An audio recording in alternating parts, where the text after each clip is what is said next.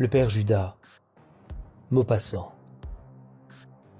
Tout ce pays était surprenant, marqué d'un caractère de grandeur presque religieuse et de désolation sinistre. Au milieu d'un vaste cercle de collines nues, où ne poussaient que des ajoncs, et de place en place un chêne bizarre tordu par le vent, s'étendait un vaste étang sauvage, d'une eau noire et dormante, où frissonnaient des milliers de roseaux. Une seule maison sur les bords de ce lac sombre, une petite maison basse, habitée par un vieux batelier, le père Joseph, qui vivait du produit de sa pêche. Chaque semaine, il portait son poisson dans les villages voisins et revenait avec les simples provisions qu'il lui fallait pour vivre. Je voulus voir ce solitaire qui m'offrit d'aller lever ses nasses, et j'acceptai. Sa barque était vieille, vermoulue et grossière, et lui, osseux et maigre, ramait d'un mouvement monotone et doux qui berçait l'esprit, enveloppé déjà dans la tristesse de l'horizon. Je me croyais transporté au premier temps du monde, au milieu de ce paysage antique, dans ce bateau primitif que gouvernait cet homme d'un autre âge. Il leva ses filets, et il jetait les poissons à ses pieds avec des gestes de pêcheur biblique. Puis il me voulut promener jusqu'au bout du marécage, et soudain, j'aperçus sur l'autre bord une ruine, une chaumière éventrée, dont le mur portait une croix énorme et rouge, qu'on aurait dit tracée avec du sang, sous les dernières lueurs du soleil couchant. Je demandai « Qu'est-ce que cela ?» L'homme aussitôt se signa, puis répondit « C'est là qu'est mort Judas. »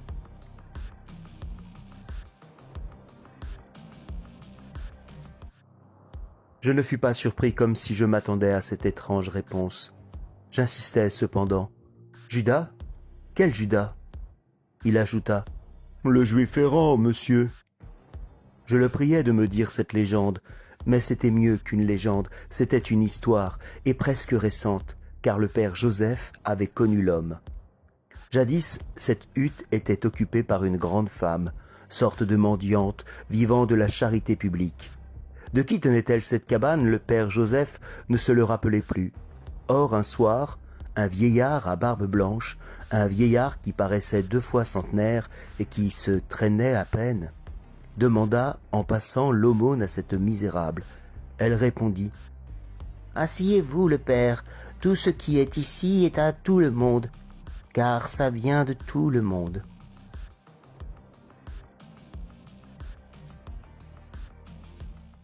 Il s'assit sur une pierre devant la porte. Il partagea le pain de la femme et sa couche de feuilles et sa maison. Il ne la quitta plus. Il avait fini ses voyages. Le père Joseph ajoutait « C'est Notre-Dame la Vierge qui a permis ça, monsieur, vu qu'une femme avait ouvert sa porte à Judas. » Car ce vieux vagabond était le juif errant. On ne le sut pas tout de suite dans le pays, mais on s'en douta bientôt parce qu'il marchait toujours tant il en avait pris l'habitude. Une autre raison avait fait naître les soupçons. Cette femme qui gardait chez elle cet inconnu passait pour juive, car on ne l'avait jamais vue à l'église. À 10 lieues aux environs, on ne l'appelait que la juive. Quand les petits enfants du pays la voyaient arriver pour mendier, ils criaient « Maman, maman, c'est la juive !» Le vieux et elle se mirent à errer par les pays voisins, la main tendue à toutes les portes, balbutiant des supplications dans le dos de tous les passants.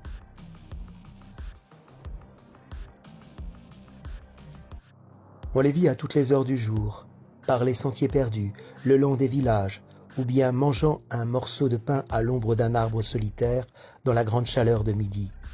Et on commença dans la contrée à nommer le mendiant le père Judas. Or un jour, il rapporta dans sa besace 2 petits cochons vivants qu'on lui avait donnés dans une ferme parce qu'il avait guéri le fermier d'un mal. Et bientôt il cessa de mendier, tout occupé à guider ses porcs pour les nourrir, les promenant le long de l'étang, sous les chênes isolés dans les petits vallons voisins. La femme, au contraire, errait sans cesse en quête d'aumône, mais elle le rejoignait tous les soirs. Lui non plus n'allait jamais à l'église, et on ne l'avait jamais vu faire le signe de la croix devant les calvaires. Tout cela faisait beaucoup jaser.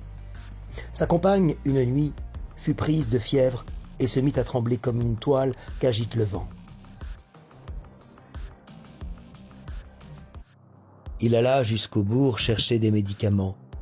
Puis il s'enferma près d'elle et pendant 6 jours on ne le vit plus. Mais le curé, ayant entendu dire que la Juive allait trépasser, s'en vint apporter des consolations de sa religion à la mourante, et lui offrit les derniers sacrements. Était-elle juive? Il ne le savait pas.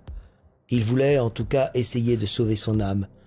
À peine eut-il heurté la porte que le père Judas parut sur le seuil, haletant, les yeux allumés, toute sa grande barbe agitée comme de l'eau qui ruisselle, et il cria dans une langue inconnue des mots de blasphème en tendant ses bras maigres pour empêcher le prêtre d'entrer. Le curé voulut parler, offrit sa bourse et ses soins, mais le vieux l'injuriait toujours, faisant avec les mains le geste de lui jeter des pierres.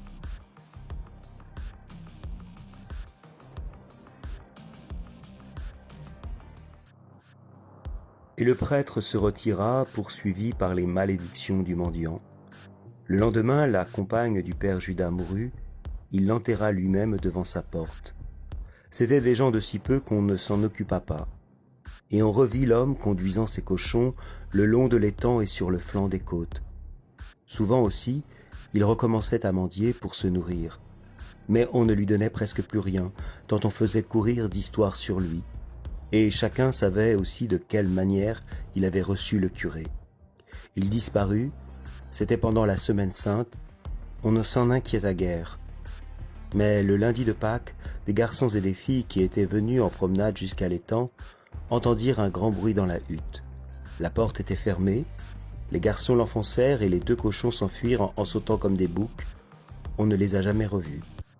Alors, tout ce monde étant entré, on aperçut par terre quelques vieux linges, le chapeau du mendiant, quelques os, du sang séché et des restes de chair dans les creux d'une tête de mort.